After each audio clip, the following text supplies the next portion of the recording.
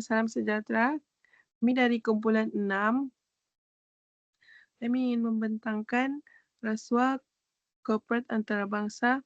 Rasuah iaitu amanah tergadai rakyat menderita. Definisi rasuah. Rasuah ialah perbuatan memberi atau menerima sesuatu untuk mendapatkan keuntungan atau layanan istimewa secara tidak sah. Seterusnya akan saya berikan kepada pembentangan seterusnya. Okey, next untuk bahagian seterusnya adalah kesan rasuah.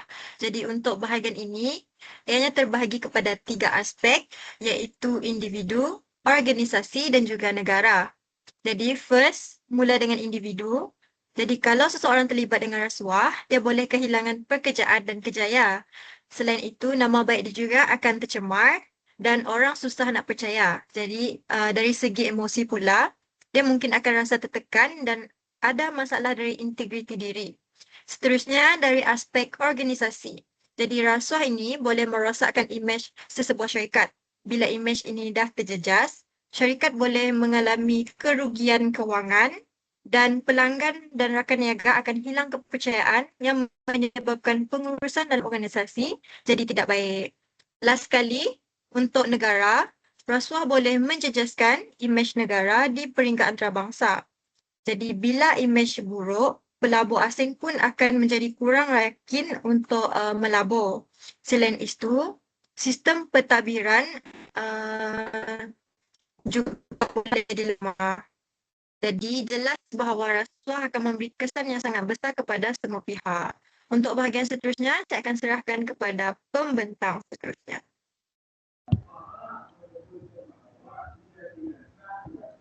Okey, seterusnya saya akan menerangkan tentang cadangan pencegahan rasuah.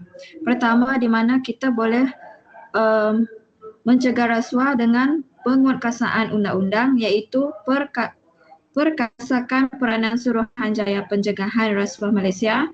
Seterusnya, hukuman lebih tegas, konsisten dan tiada campur tangan POL.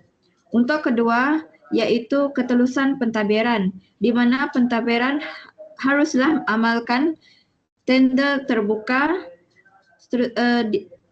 Pentadbiran juga haruslah mendedahkan pendedahan aset pegawai dan laporan kewangan yang secara terbuka.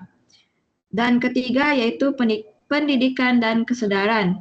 Untuk pendidikan, di mana pendidikan haruslah integriti sejak dari sekolah, mengadakan kempen anti rasuah secara berterusan, dan terakhir iaitu sokongan organisasi seperti Transparency International. Okay, saya akan bagi kepada pembentangan seterusnya.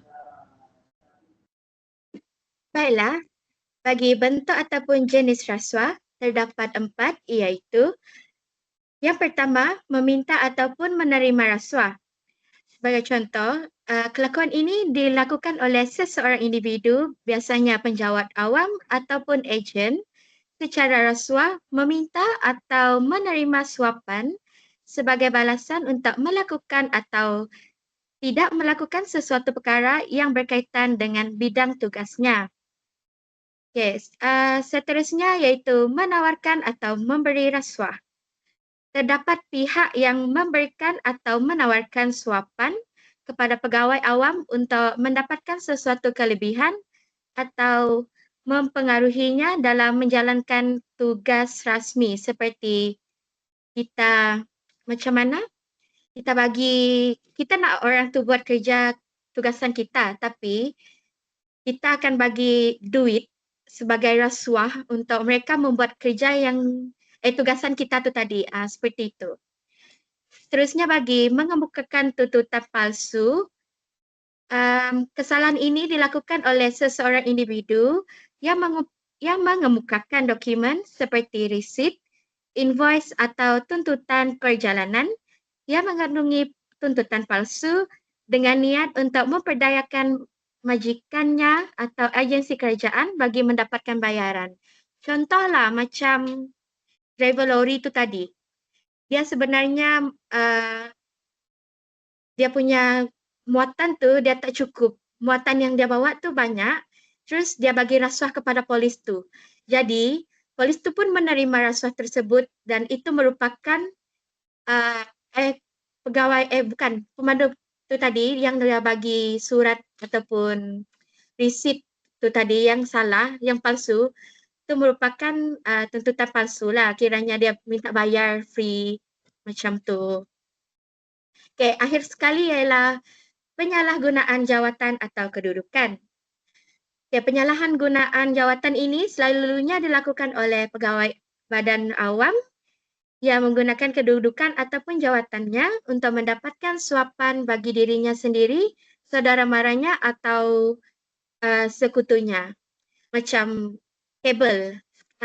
Bahasa sekarang adalah kabel. Jadi macam kalau kamu nak kerja pada tempat itu, kamu mesti ada kabel. So senang untuk kamu dapatkan kerja tersebut. Begitu. Itu sahaja daripada saya. Sekian, terima kasih. Halo, seterusnya saya akan membentang bahagian slogan kami.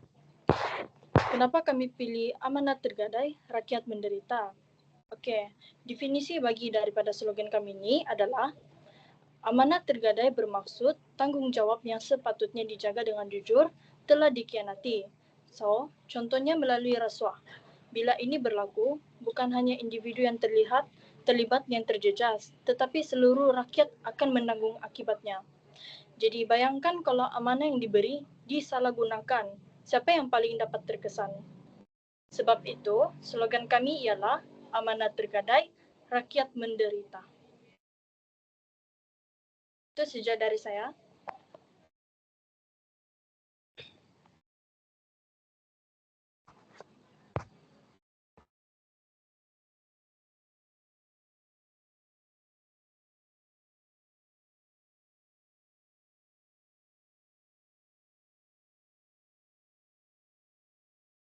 Okey, sekian terima kasih dari kumpulan kami, iaitu kumpulan 6.